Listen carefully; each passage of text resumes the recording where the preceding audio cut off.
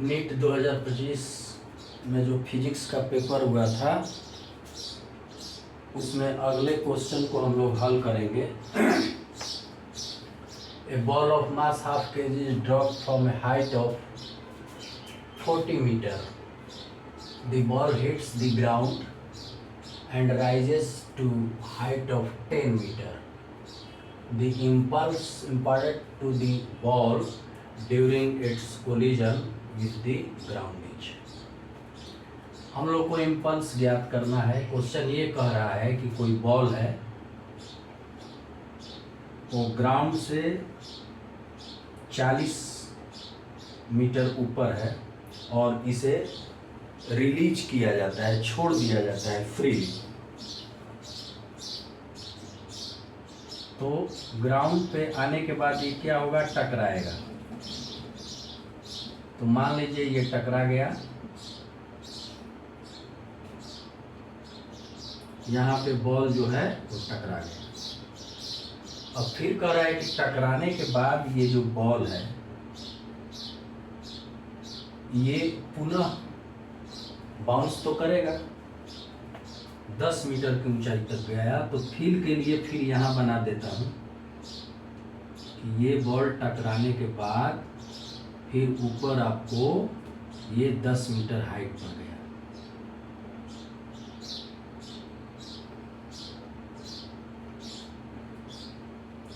ये 10 metre height तक चला गया।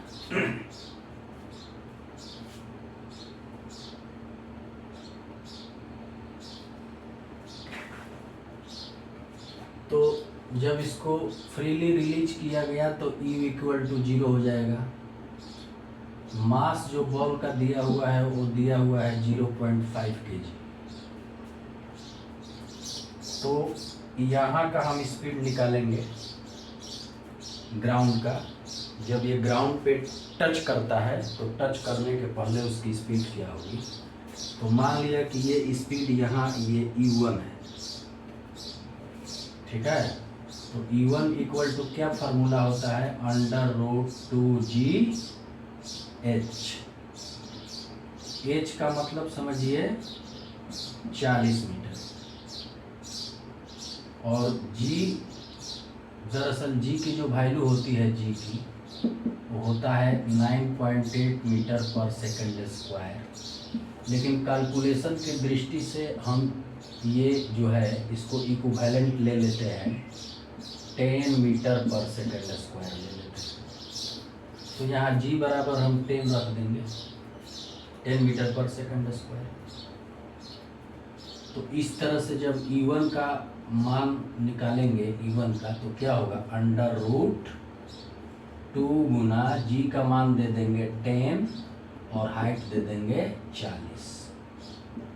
कुल मिला के ये हो जाएगा 400 दूनी 800। जब हल करेंगे तो 20 × 20 × 2,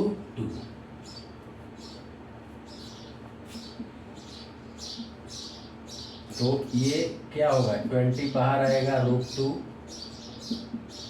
मतलब 20 √2 का मान 1.4 ले लीजिए। तो ये 28 मीटर पर सेकंड ये स्पीड आ गया। ये जो हमारी स्पीड आई ये मान लीजिए E1 आ गया।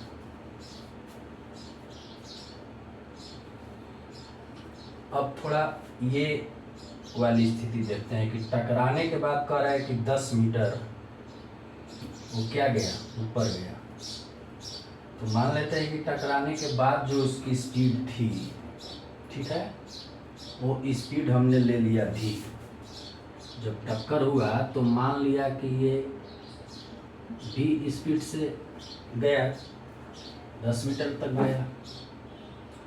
तो ये जो भी का मान निकालेंगे हम, तो भी के लिए भी वही फार्मूला लिखेंगे, 2G, अबरी बार हाइट H डैक्स मान लेते हैं, H डैक्स बराबर 10 मीटर गिवन है। तो भी का जब मान निकालेंगे तो क्या होगा, 2 × 10 × 10।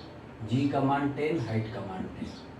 यानी कि ये आ जाएगा आपको √200, यानी 10√2। हल करेंगे 10 × 1.4 = 14 मीटर पर सेकंड। ये भी का मान निकल गया। ठीक है,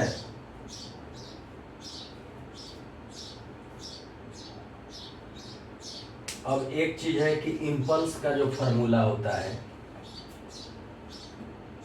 जैसे हम इम्पल्स की बात करते हैं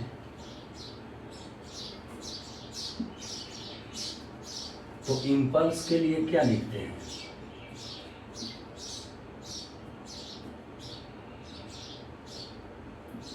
इम्पल्स जो होता है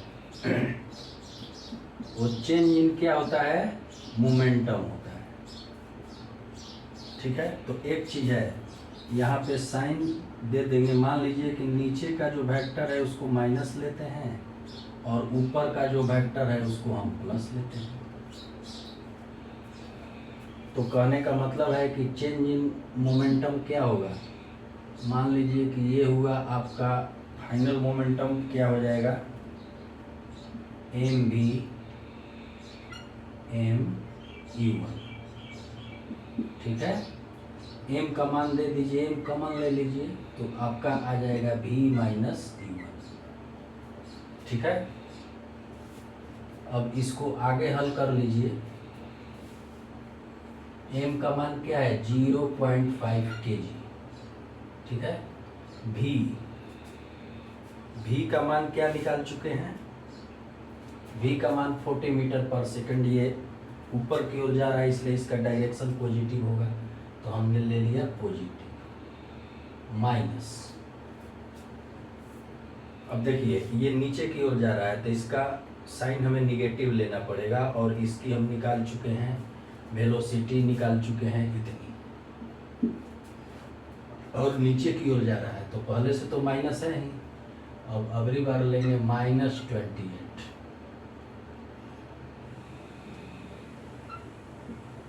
अब इसी को हल कर देंगे तो मोमेंटम का मान आ जाएगा 1/2। इसको लिख देता हूँ, ये मान आ गया 14 + 28। ठीक है, यहाँ हल कर दीजिए, या ऊपर हल कर दीजिए 1/2। ये 28 और 14 क्या हो जाएगा? 20 × 10 = 30, 42 हो जाएगा।